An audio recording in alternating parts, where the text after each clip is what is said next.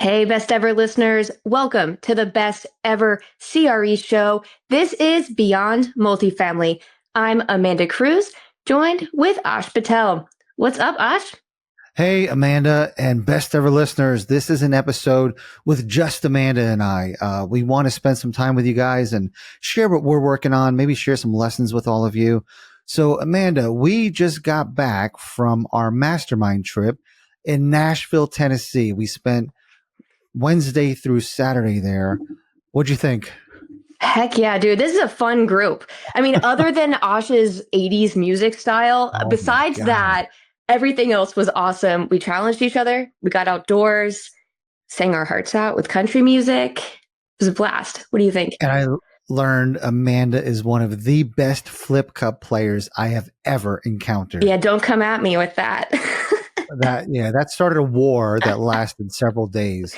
Uh, but we had a call last night with our group, and everybody talked about the importance of actually being in person, networking with each other, and what happens at these meetups. And our meetups are strictly networking. It's not a conference. It's not guest speakers. It's literally everybody there to build deeper connections. And almost every conversation was around real estate or leveling up or mindset. 100%. I mean, when you get a bunch of real estate investors together, that's all we want to talk about in our day to day lives. We try to talk about it with our friends and families, but they don't give a crap. So it's nice to get around people who actually want to talk about real estate nonstop. Amanda, you're in a unique position because your husband also works alongside of you, right? Now, question for you. Do you guys ever turn that switch off or do you always talk shop? Good question. We go in and out. We definitely try to not talk details all the time, but I would be totally like lying if I said that doesn't pop up at dinner whenever, because we get excited about things. And that's kind of like, first of all, it's both of our businesses and our hobby. Like our only hobby is our business. So we do end up talking about it a good amount. We try to talk about more of like the fun things, how things are going well versus like, hey, we really messed up on that one turnaround or whatnot. Try to not bring those up after hours, but it does happen. Do you actually have meetings set with your husband to talk about specific things? We do. We have meetings to talk about the financials and then just sort of a run through of everything we're working on. We try to do each of those on a weekly basis, although we have a ton more just ad hoc. I think that's great because otherwise there's not a lot of structure, right? Just because you're married, it doesn't mean your company doesn't need structure. So that's great. I applaud you for that. Now, here's a question. When you guys go out to dinner with non real estate people, or maybe there's one other real estate person there, do you have to monitor how much real estate you talk about? I always do. I'm sure you do as well, because I mean, in general, in conversations, you want to be asking questions about the other person. So, okay, for instance, when we were in Nashville, Jonathan and I went out with another couple. They don't care about real estate at all. So, other than the cursory, like asking us about our business, we didn't talk about real estate at all. We were just asking about, the medical field, and he's a commodities trader. So, we just learned a bunch about that. We just try to shut up about it so we don't shove it down people's So, throats. How about you? one more question. Let me guess. They never asked, how's your real estate business going? And if they did, would that have opened up the floodgates? They did ask, Okay. oh, how's your business going? And, so funny enough, prior to that, they were saying, oh, we know this guy who's really big in real estate and he owns, like 50 doors or whatever, whatever, whatever. So, they thought they knew this like one big person in real estate or one local guy who owns some stuff. So they're like, oh, like, how's your business going? Almost like, that's cute. You have your own business. We're like, okay, yeah, it's going well. Kind of just give them a little bit of an overview, but they're not real estate people at all. I mean, do you run Yeah. into the same thing? Well, listen, you know me, I don't learn things very quickly. So, when my wife and I used to go out to dinner with other groups of people, there were times where there was one other person that was a real estate person. And oh my God, like I would just latch onto them. And that's all we talked about. Right. And, afterwards, my wife's like, hey, do you realize like all you did was talk real estate all night? And I'm like, oh, like, is that not okay? And this was, many, many years ago. Now I'm very, very cognizant of how little real estate I should talk about. Even if there's other real estate people there, I'll make sure that nobody in the table or in the room is discluded from the conversation.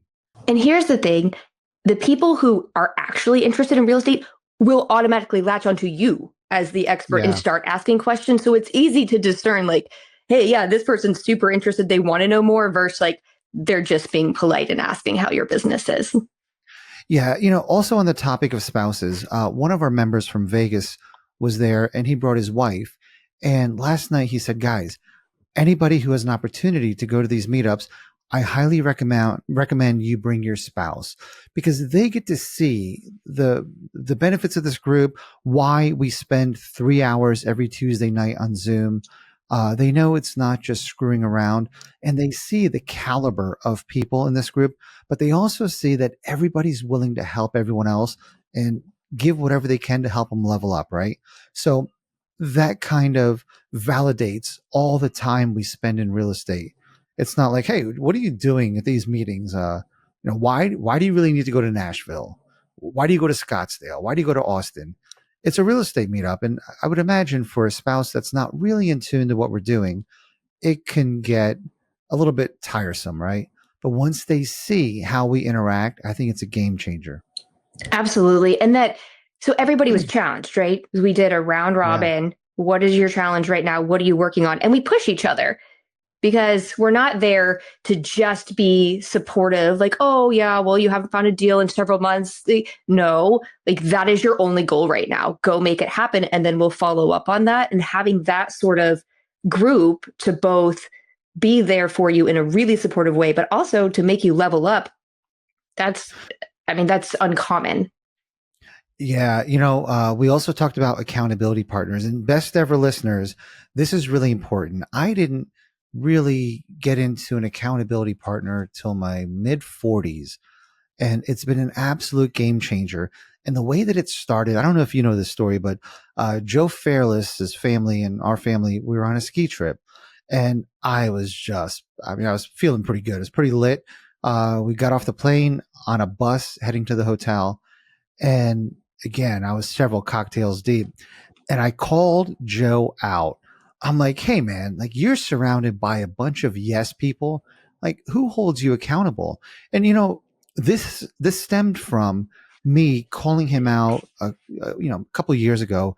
He had a picture on a brochure that looked like he just came out of a Vegas club in the middle of the afternoon and he had been in dark light. Like he was squinting almost like if the sun was in his eyes in this picture.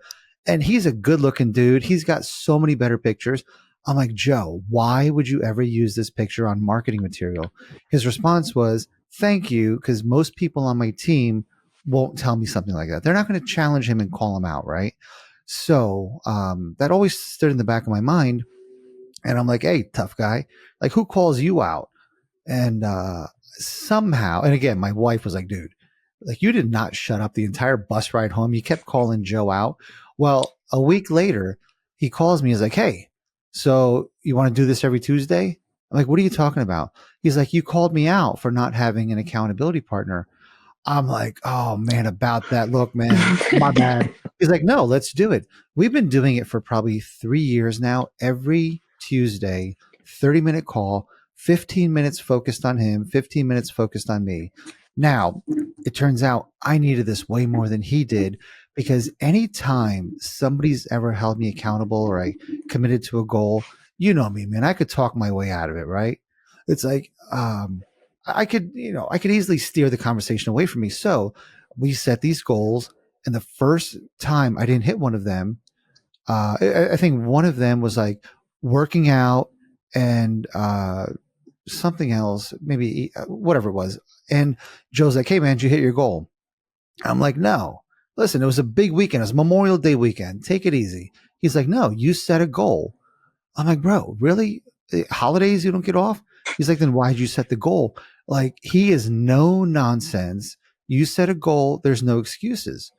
So it's been game changing for me. How about you? Do you do anything with accountability partners? Well, so let's not go on to me yet, Ash, okay, with the Oh, accountability. see, you're doing what I'm doing. Hold I on. know. You screw We'll that, get there. We'll man. get there. But I think I want to know, and I'm sure best ever listeners want to know more about the accountability structure that you and Joe have.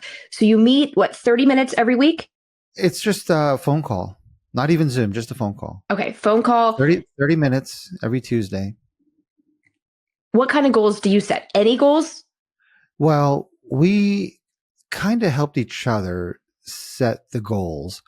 Um, if mine were too arbitrary, he would narrow them down and be like, okay, let's do something more measurable. Um, and there is weekly effort that goes into accomplishing these goals. So setting a 6 month, 2 year, 5 year goal is completely useless, right? Set the goals based on the effort it takes for you to achieve those goals. So, people that say, I want to be a millionaire or a billionaire in 10 years or 5 years, it's such a stupid, arbitrary goal. How about I want to have $100,000 net worth by this date, want a $1 million net worth by this date, which is better. But then how are you going to get there? What are the actions you're taking? Right? I'm going to network with X number of people. I'm going to spend this much time. Well, here's one. So I'm going to close on 5 deals this year. Such bullshit. How about, hey, I'm going to spend 4 hours a week looking for deals. I'm also going to make 50 broker phone calls. That's measurable effort. And if you don't hit your goal, there's nothing to be disappointed in, right? It's not like, oh, you know what, man, I probably should have worked harder. So set your goals based on effort. 100% lead measures and lag measures, right? All you Yep. can do are put your effort into those lead measures. Though you don't know when a deal is going to come or when you're going to hit your net worth, but all you can do are the steps along the way. All right. So you're 15 minutes and 15 minutes. How many goals do you have at any given time? So for me, I've got year end goals. But in addition, they're tracked every week.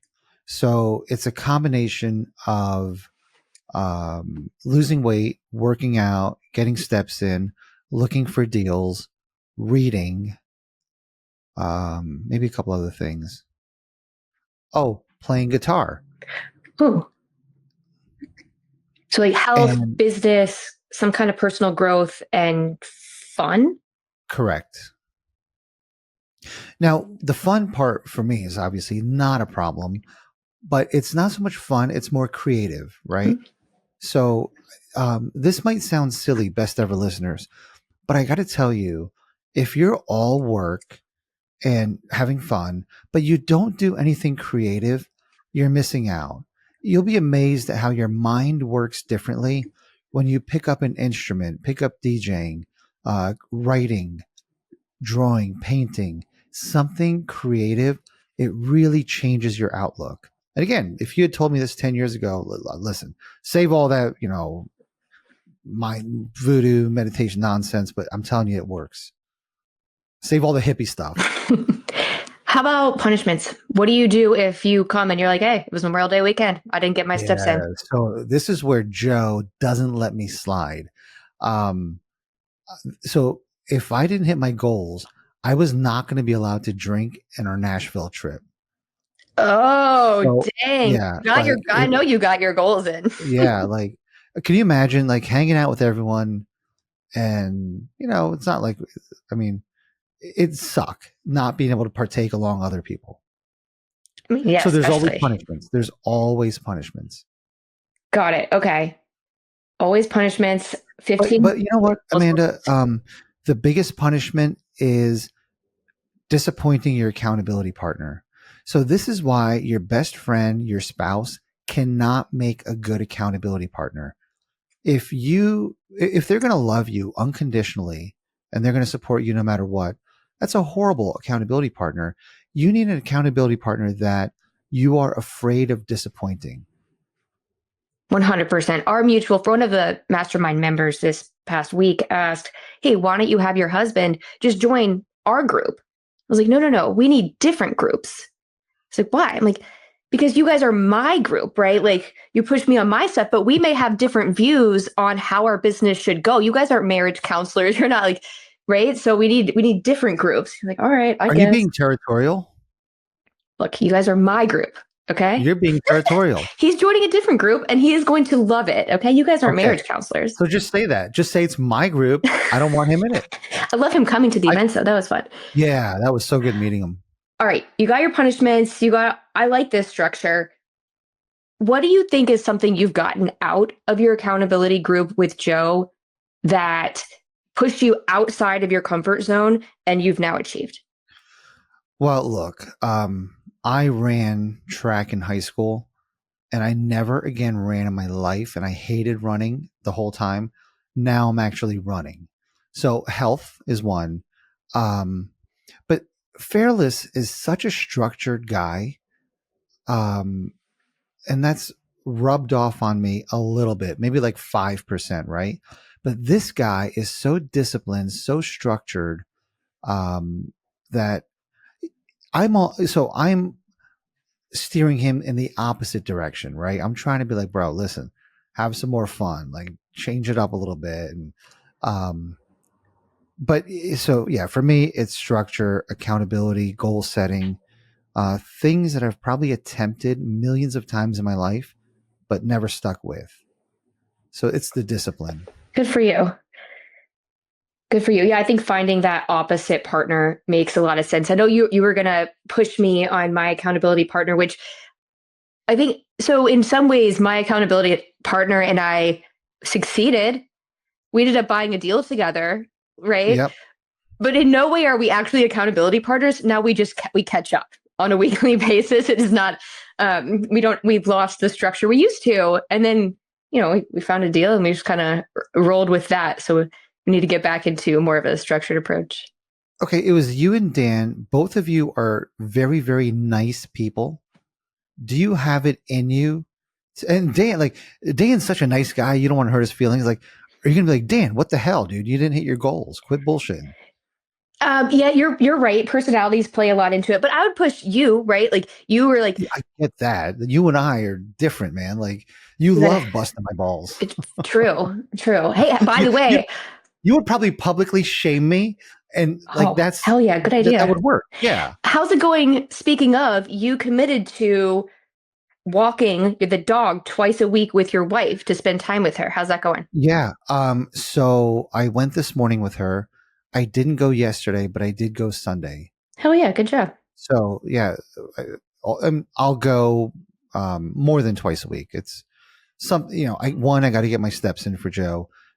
Two, this is what we talked about. Like, life just gets busy, and it sucks talking to your spouse in passing. And when you have kids and the kids are home, everybody's vying for mom's attention, right? It's never dad. Like, it's always mom, mom, mom. And then me, I'm like a juvenile. So when I need something, I'll interrupt her. And it's so stupid, right? Like, so that's why having these, and they're like hour-long hikes that we go on. So that's cool because whatever's on our minds, whatever we need to talk about, it's just a cool setting to do it in. I love that. All right, Ash, what is a deal you're working on right now? By the way, did we not? You deflected your whole Well, accountability thing. we have to get back So to a no, structure. My no, partner and no, no. I, Okay, but is that the right partner? Because we found out there's a lot of people that picked people that they thought they were compatible with, people they liked, and that doesn't make a good accountability partner. So do you need somebody that is more stringent, holds you accountable more? yeah, I probably do. Do we just need to formalize this and maybe have people publish their goals and dissect them? Because this, do it on your own thing doesn't seem to be effective for everybody. So remember, I sent you a text the other day because all of us had something we committed to leaving our Yep. mastermind. I do think we need to make that part of the group. Like, here's what I committed to, and we have to be checking in on that as a group. Yeah, and best ever listeners, what Amanda's alluding to is I had everybody that was there go around the room and or go around the table, and people had to share their biggest wins of the last year and their biggest current struggle. And some it was business related, some it was personal. Um, but we had a group of people that were able to give advice based on the struggles, right? And it was so good getting other people's perspectives and so good sharing something that you normally wouldn't share with most people. But Amanda's point is it's great that you got advice, great that the group helped you, great that you feel better about it, great that you plan on taking action. She said, let's follow up in 2 months, 3 months, and let's make sure people are taking that advice. And here's the thing, it's you're the one saying what you're struggling with, and you probably know the next steps already on how to get there, but you haven't done it for a reason. So you need to have that push, the public shame. And I mean, for me, I hate disappointing people, right? It's like my reputation. I said I was going to do something. So if I don't, like, that is enough. Like if I have to tell the whole group, oh, I haven't made any progress and I told you I would, that's embarrassing. Yeah. But if it's one on one, It's it's easier. it's easier. Or we just don't talk Yeah. about it. We're like, oh, Yeah. yeah. Or like you're like me, you're good at deflecting, True. right? That's So right. did we ever get okay? So you're going to fix your structure, or you're going to get a different accountability partner? I will talk to Dan about it and see if he wants to, what he thinks, if we Okay, can fix the structure or if we should switch it up. I think a lot of people in the mastermind are going to switch it up right now. So maybe it makes sense to switch. We already catch up anyways because we're partners on a deal. So I'll okay, talk to him. got it. Hey, so I got to tell you, you started asking me about what I'm working on deal wise, and something you said in Nashville so resonated that I gave you credit for and repeated in last night's call. And you said this is the hardest time it's ever been to find deals. And did you? Why are you shaking your head? It didn't stand out to me as special because it's just true, but okay. Okay. Well, here's why it resonated with me and so many other people is we've been spending hours and hours looking for deals. There's so little coming to the market right now. And when I said that last night, everyone's like, "Oh, thank you so much." Cause like I've been getting so frustrated. 2 years ago, if you spent 30 days, 45 days hardcore looking for a deal, you would find one. Like I've got a whole team of people looking for deals, and we're finding like dog shit deals that we're trying to make work. So it's tough. It is tough, right? So then what do? We just, you keep on searching, you keep measuring it, and it will work. It may take time. Yeah, we're moving on to other markets. We look at every non-residential asset class. So we've got an office building that's 80,000 square feet under contract, but fully vacant. But it's $8 a foot. Not in the greatest of, it's in Canton, Ohio. So we're really aggressively marketing during due diligence to see if we can get a tenant in there. And it's been rough, but we're still putting a lot of effort into it. I mean, shoot, a fully vacant office building in 2025 in a not so great area. Okay, It's tell not, me yeah, it's what. not a bad area. It's just Okay, not a booming area. what do you like But about it other than it's $8 a foot? no deferred maintenance. It was a former bank building. So it's built like a vault, key card access everywhere, roll up doors at night. It again, it's move in ready, no deferred maintenance whatsoever. HVAC is in great shape. Roof is brand new. It would be so easy to make this deal work if we can get a little bit of traction. The problem is holding costs without debt service is 200,000 a year between insurance, maintenance, Wow. Okay. utilities. And how much is the building? Just I think it's 780 if I'm not mistaken, And you would and it's pay like cash. it's, yeah, no one's going to finance that, and I think it's 88,000 square feet. Okay, so 780,000. Okay, so that's 800,000, and you have holding costs of $200,000 a year. Right. Okay, what does it look like a year in?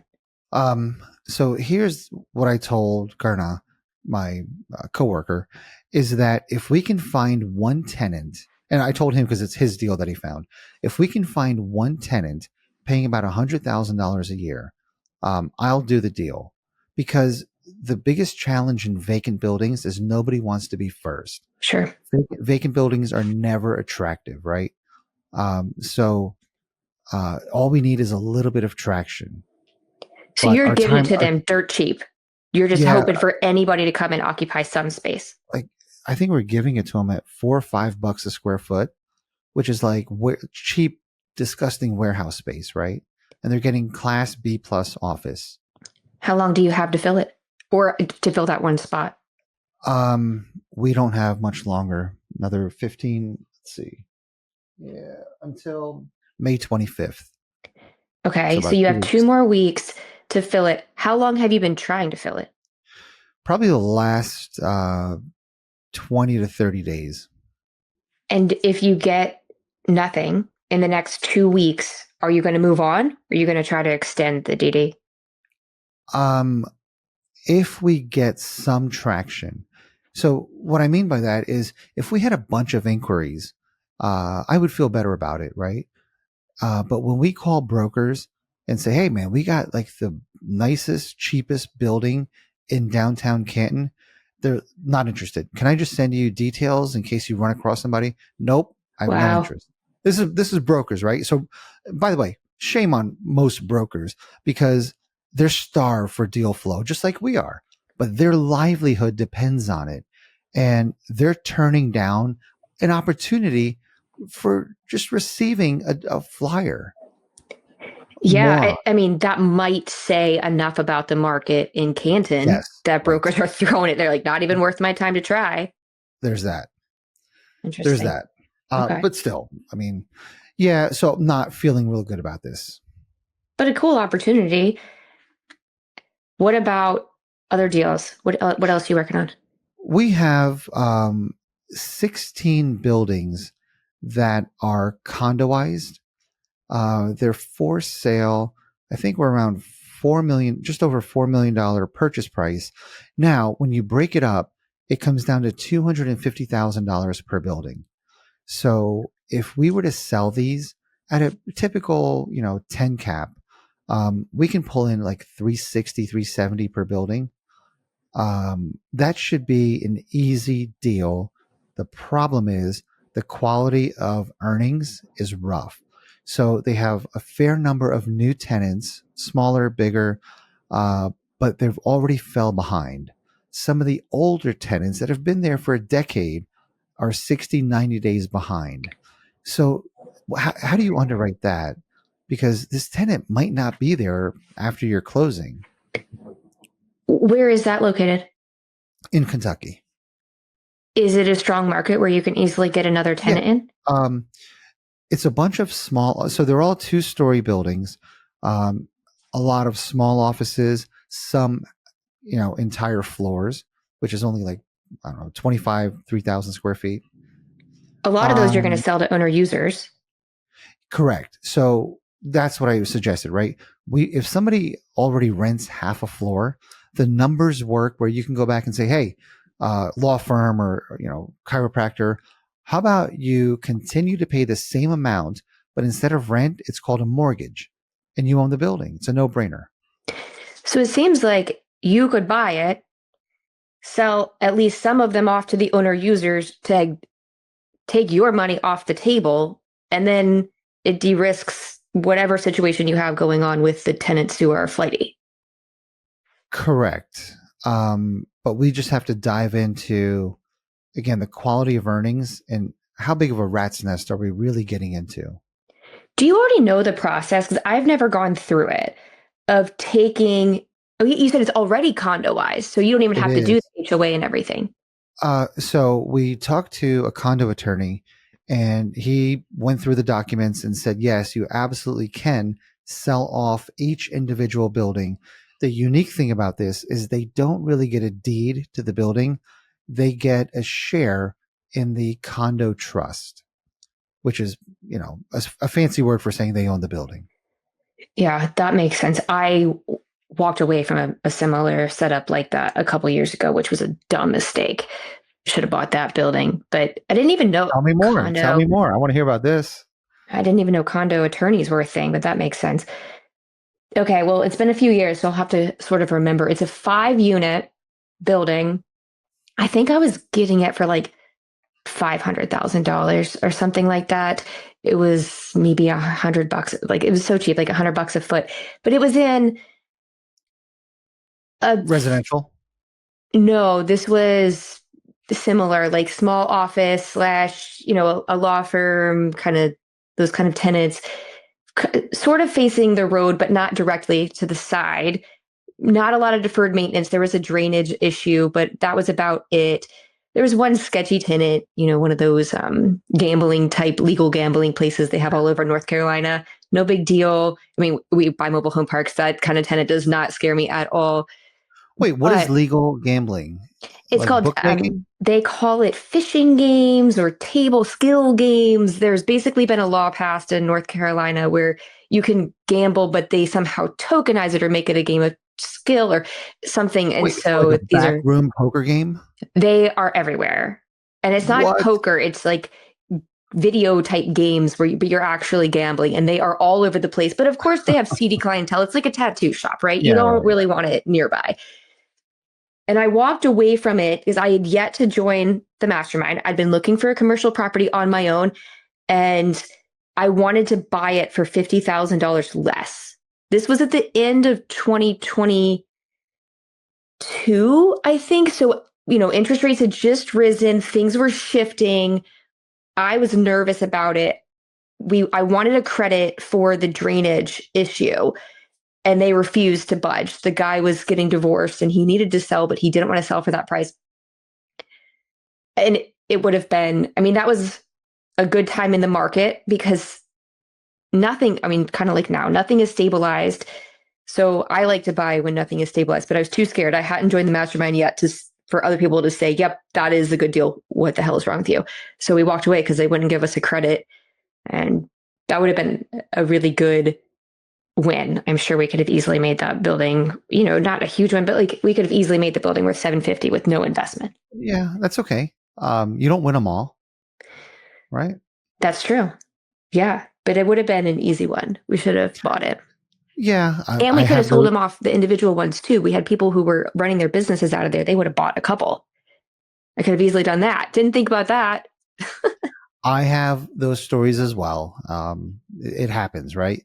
But so you have heavily focused on mobile home parks for many years. You bought an industrial building recently. What's on your radar? Are you looking at every asset, including mobile home parks? No, we look at mobile home parks in about 5 states where the population is growing. We only have about 600 total mobile home parks we'd be interested in buying. And then on the non residential side, really just warehouses for the most part. I would look at, sort of an office retail, but it's really hard to find those that work. I've very spent not a lot of effort on a couple of local offices, but not really gotten a lot of traction. But I love the warehouse. I love warehouses. So I do look for those, but there's just not that much coming out right now. So I haven't seen anything in a while. What do you think is going to happen with tariffs and warehouse prices? All right. So I've heard a lot of talk about India as a potential, sort of new manufacturing hub. So that wouldn't change too much, kind of replacing China with India wouldn't really change much on the demand for warehouses. But if we say, okay, well, some portion of the stuff that's made offshores comes back to the US, then that's obviously going to create more demand for warehouses, just like we saw in COVID when we had all the issues just with transportation and people wanted to bring stuff back in. And then outside of strictly tariffs, right now we have data centers, which are getting bigger and bigger and bigger the more AI grows. So the vacancy for industrial has increased some over the past couple of years, but I still like the trajectory of warehouses. What are your thoughts? I agree with you, but there is short-term pain that I'm seeing. Some like almost Class A large industrial buildings going for about 100. Let's see. Last one I looked at was $105 a square foot in the Midwest. And these are the types of buildings that historically would never be vacant. In this case, tenant just vacated. But these are like trophy properties, super high ceilings, loading docks, drive-in doors, some office space, customer-facing entrance as well. So I was shocked to see that. So prices in the near term, I see at least in the Midwest coming down. I could see that. And yes, related to tariffs, but I think it's because it's more the uncertainty factor. There's so much uncertainty. Business owners don't want to make decisions right now. So, for instance, our warehouse, we have a short term tenant in place. And at the end of this year, they'll make a decision on if they want to continue renting. And, Dan and I haven't taken any distributions, even though we have great cash flow. We're about to, but we're taking small distributions, smaller than we could, because we're nervous. This tenant could just decide to leave because this is not the right time for business owners to be expanding. So I imagine we're seeing that throughout the US, where nobody wants to take up more space. Everybody's uncertain. They want to cut their costs. You don't grow in a time of uncertainty. Consumers are nervous, and you're right. Imagine a business owner, right? How nervous are they knowing already discretionary spending is down from US consumers? We're having a lot more layoffs. Prices of everything are going up. Xbox just went up 20%. Microsoft made a huge deal about it. So if the Xbox is going up from a Yeah. massive manufacturer, what are other prices going to rise to, right? And not even that is exactly what you said. What are the other prices going to rise to? Nobody knows. Yeah. Currently, so we buy brand new manufactured homes pretty often. Clayton, the biggest manufacturing home dealer in the entire US, they are updating their pricing model every 2 weeks right now. They're Mm. sending out an email with their pricing model changes because there's so much uncertainty. So for people who buy those, okay, well, I don't know how to price in what the home cost is going to be later this year. And that just trickles down with every single thing we're seeing in the economy right now. And we've been seeing that for years with HVAC equipment. That's Absolutely. insane. That's a huge pain point for us, as well as, HVACs, even if it's not the labor side, which has gone up some, it's the actual products. Like you can't have a home without an HVAC in the Southeast United States. And we pay whatever it is. We don't have a choice, right? Yeah. Yeah. So my thought again on how do we play this? I love seeing these prices go down. So I'm encouraged by that. I'm thinking at some point it's going to be worth buying these buildings, even if they're vacant. Because if you can buy them at a low enough basis and you could lease them out cheaper than all your competitors, same thing we're doing with office, right? So we might see an opportunity with warehouse industrial in the near future. I'm not scared of vacant buildings. Vacant office is one thing, but we even got funding on a vacant building last year. It's 75% loan to value. Like, warehouses are just a different animal than office space. So as long as you have the funds to sit on it, you can wait it out if you know you're getting a great deal. Did you have a tenant lined up when you went in for the loan? Nope. So was it your liquidity that helped get the loan done? Well, yes, liquidity, net worth, and Okay. the price to the comps. Ah, We were getting such a good deal. We were paying $60 a foot in a $90 a foot market. so that because banks, it's got to be a really compelling deal for them to finance a vacant, for them to even talk to you about financing a vacant building. So what a win! Good for you. You want to dive into those numbers? Sure. Yeah, I actually just a while ago I posted a case study on this on the best ever community forums. All right, Let's then see. let's do this. Let's just direct our best ever listeners to go there. I'm going to go there myself, and I want to see those numbers. And I might have some questions for you on the next call. Yeah. Do it. All right. Anything else you want to talk about, or should we wrap this up with the best ever listeners? Yeah, let's wrap it up. Well, hey, thanks for sharing today what you're working on, your accountability structure. I think a lot of people can find use in that. You want to tell people Let's, where they can find you? I should be pretty easy to find. I'm on LinkedIn, Ash Patel, Cincinnati, Invest Beyond Multifamily. You guys know where to find me. How about you? Where do they find Amanda Cruz? LinkedIn, Amanda Cruz, MHP investor. Our company is voyageinvesting.com. Easy All enough. right. Amanda, always great talking to you, spending time with you. So thank you. Thank you, Ash. All right, best ever listeners, thanks for joining in today. If you enjoyed this episode, make sure you leave us a 5-star review. Don't forget to follow, subscribe, and have a best ever day.